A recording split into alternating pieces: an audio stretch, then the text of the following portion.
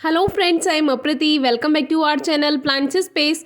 आप सभी ये ऑरेंज फ्रूट्स देखकर समझ रहे होंगे कि ये सही में ऑरेंज है यानी संतरा है, लेकिन ये संतरा नहीं है, ना ही ये नारंगी है और ना ही ये मैंड्रिन यानी मंदारिन है। ये एक तरह का नींबू है जिसको रफ लेमन कहा जाता है और रफ लेमन की भी डिफरेंट वैरायटी होती हैं, जिनमें से ये एक है। प्रॉपर हमें नाम नहीं पता है क्योंकि ये हमें कहीं से मिला है और इसके पीछे की स्टोरी आपसे शेयर करेंगे। अभी हमने मंदारिन के यानी मैंड्रिन के फ्रूट्स के साथ इसको कंपेयर करके आपको दिखाया कि ये मंदारिन से कितना बड़ा है। और ये नींबू जो है इसकी थोड़ी हार्ड स्किन होती है और थोड़ी रफ स्किन होती है, इसीलिए इसको रफ लेमन कहा जाता है। तो ये जो फ्रूट्स हैं ये एक कटिंग पर लगे हुए हैं, जो कि इनकी कटिंग्स हमने ग्रो करने के लिए मंगवाई थी, तो उसी में ही फ्रूट्स लगे हुए आए थे। और जो मंदारिन है वो हमारा प्लांट है, इसके बारे में हमने कई वीडियो शेयर की हुई हैं, आप डिस्क्रिप्शन बॉक्स में ज़रूर चेक कीजिए। तो जो हमारे चैनल पर पहली बार आए हैं उनको बता दें कि ये प्लांट हमें एज ए गिफ्ट मिला है, जो कि गिफ्ट वाली वीडियो में आपसे शेयर किया हुआ है, डिस्क्रिप्शन बॉक्स में ज़रूर चेक कीजिए। और इसमें एक पौधा और लगाया हुआ था। तो सबसे पहले पॉटिंग मिक्स तैयार करते हैं। 60% सैंडी सॉइल यानी थोड़ी रेतीली मिट्टी है और इसमें 40% काउ डंग यानी गोबर की खाद हम मिलाने वाले हैं। फ्रूटिंग प्लांट्स में आप थोड़ा ज़्यादा फर्टिलाइज़र भी ले सकते हैं, यानी कि आधी मिट्टी आधा खाद का मिक्सचर भी आप बना सकते हैं, लेकिन हमें फरवरी में इस प्लांट को रीपॉट करना है, तब हम इसको न्यू पॉटिंग मिक्स देंगे, तब आपसे वीडियो शेयर करेंगे। फिलहाल इसको ऐसे ही, जिससे पॉली बैग में वो बेकार ना हो जाए। तो ये एक पॉट है लगभग 8 इंचेस का और इसमें ड्रेनेज होल भी अच्छा है और पॉट के ड्रेनेज होल पर हम एक छोटा पत्थर रखते हैं और अब पॉटिंग मिक्स को पॉट में भर देते हैं।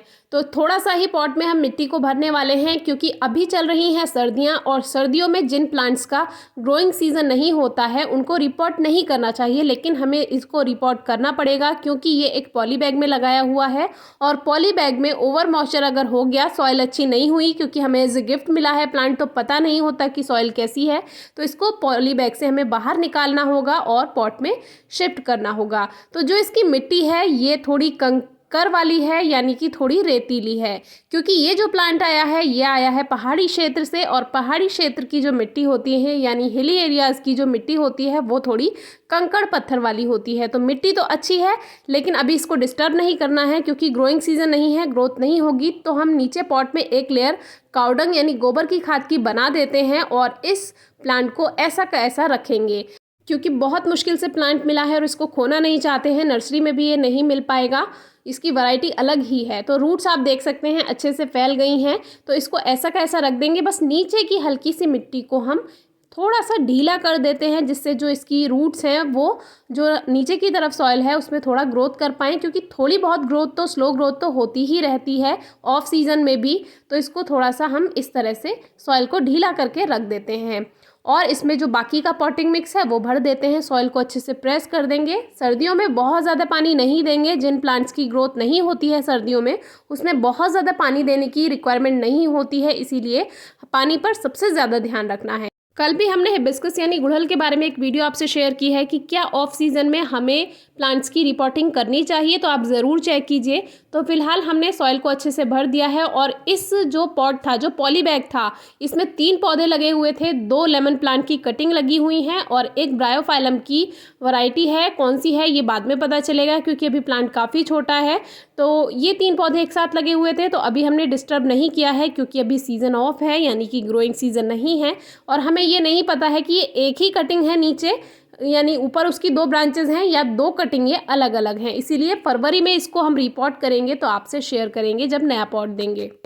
और इसको हमने रिपोर्ट करते समय सॉइल को ज़्यादा डिस्टर्ब नहीं किया है, इसलिए रिपोर्ट करने के बाद इसको डायरेक्ट सनलाइट में भी रखा जा सकता है, कोई परेशानी की बात नहीं है। अगर आप रूट्स को थोड़ा डिस्टर्ब करते हैं, रूट बॉल को, तो उसको रिपोर्ट करने के बाद 2 से 3 दिन धूप में नहीं रखना है, शेड में रखना है, छाया में रखना है, और फिर उसके बाद आप सेमी शेड में यानी हल्की धूप में रख सकते हैं और फिर फुल डे सनलाइट में रख सकते हैं। तो अब इसमें थोड़ी सी वाटरिंग भी कर देते हैं, क्योंकि जिस मिट्टी में लगाया हुआ था वो मिट्टी तो अच्छी है लेकिन थोड़ी ड्राई हो चुकी है, तो हल्की हल्की वाटरिंग हम कर देते हैं। इस प्लांट की कटिंग हमने ग्रो भी की थी, आपसे वीडियो भी शेयर की थी, लेकिन मार्च आने की वजह से मौसम में गर्माहट आ गई थी और वो कटिंग्स ग्रो तो हो गई थी लेकिन फिर धीरे धीरे वो सूख गई थी। तो अब हमें प्लांट मिल चुका है, जो कि ये प्लांट हमने उत्तराखंड में देखा था और पूरा फ्रूट से भरा हुआ था। बहुत सारे लेमन इस पर आए हुए थे, रफ लेमन की एक वैरायटी है। तो तब बहुत दिल किया था इस पौधे को अपने घर लाने का। तो जब इसको ग्रो किया तो नहीं चला, तो फिर हमने उनसे ही बोला कि आप कुछ कटिंग्स लेकर अपने यहाँ पे ग्रो कीजिएगा। तरीका हमने उनको बता दिया था कि कैसे ग्रो करना है, क्योंकि आज से पहले उन्होंने भी कभी लेमन प्लांट की कटिंग ग्रो नहीं की थी। क्योंकि जब कटिंग ग्रो करने का समय होता है तब उनका आना नहीं हो पाता, और जब आना हो पाता है तब कटिंग्स ग्रो करने का सीज़न नहीं होता। तो इसीलिए उनको बोला था कि आप कटिंग ग्रो कर लीजिएगा। तो उन्होंने हमारे लिए प्लांट तैयार किया और हम भी उनके लिए प्लांट तैयार करते हैं, उनको भी गिफ्ट करते हैं। तो आप भी ऐसे कर सकते हैं, और इस तरह से हमें ये एक डिफरेंट वैरायटी मिल गई जो कि यहाँ आसपास किसी नर्सरी में नहीं मिल पाती। आज की वीडियो आपको कैसी लगी कमेंट बॉक्स में ज़रूर बताइए। कोई क्वेरी हो तो पूछिए। Thank you.